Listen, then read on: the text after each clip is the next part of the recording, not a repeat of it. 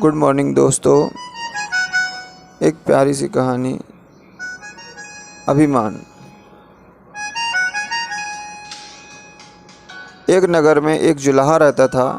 वह स्वभाव से अत्यंत शांत, नम्र तथा वफादार था। उसे क्रोध तो कभी आता ही नहीं था। एक बार कुछ लड़कों को शरारत सूझी। वे सब उस जुलाहे के पास यह सोचकर पहुँचे कि देखें इसे गुस्सा कैसे नहीं आता।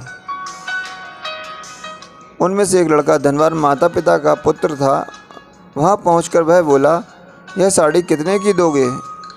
जुलाहे ने कहा, 10 रुपये की।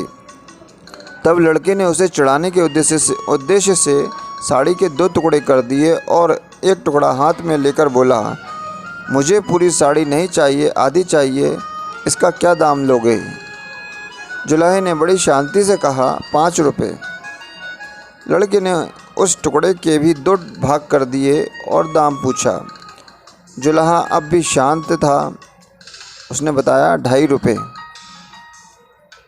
लड़का इसी प्रकार साड़ी के टुकड़े करता गया। अंत में बोला, अब मुझे यह साड़ी नहीं चाहिए, यह टुकड़े मेरे किस काम के?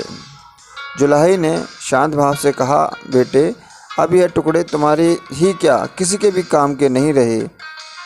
अब लड़के को शर्म आई और कहने लगा, मैंने आपका नुकसान किया है, अंत में मैं आपकी साड़ी का दाम दे देता हूँ।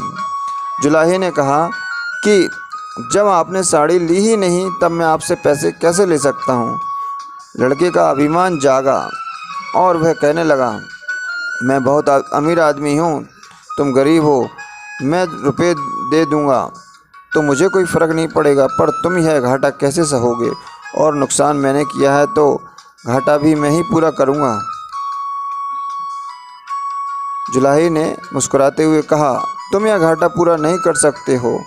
सोचो किसान का कितना श्रम लगा होगा तब यह कपास पैदा हुई।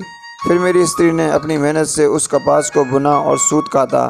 फिर मैंने उसे रंगा और बुना। इसकी मेहनत तभी सफल हो सकती थी जब कोई इसे पहनता, इससे लाभ उठाता, इसका उपयोग करता। पर तुमने उसके टुकड़े टुकड़े कर डाले। रुपए से यह घाटा पूरा नहीं हो सकता। जुलाहे की आवाज़ में आक्रोश के स्थान पर अत्यंत दया और सौम्यता थी। लड़का शर्म से पानी पानी हो गया। उसकी आंखें भर आईं और वह संत के पैरों में गिर गया।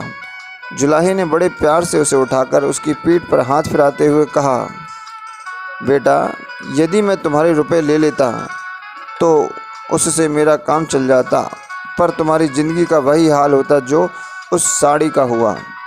कोई भी उससे लाभ नहीं ले पाता। तुम्हें उससे कोई लाभ नहीं होता।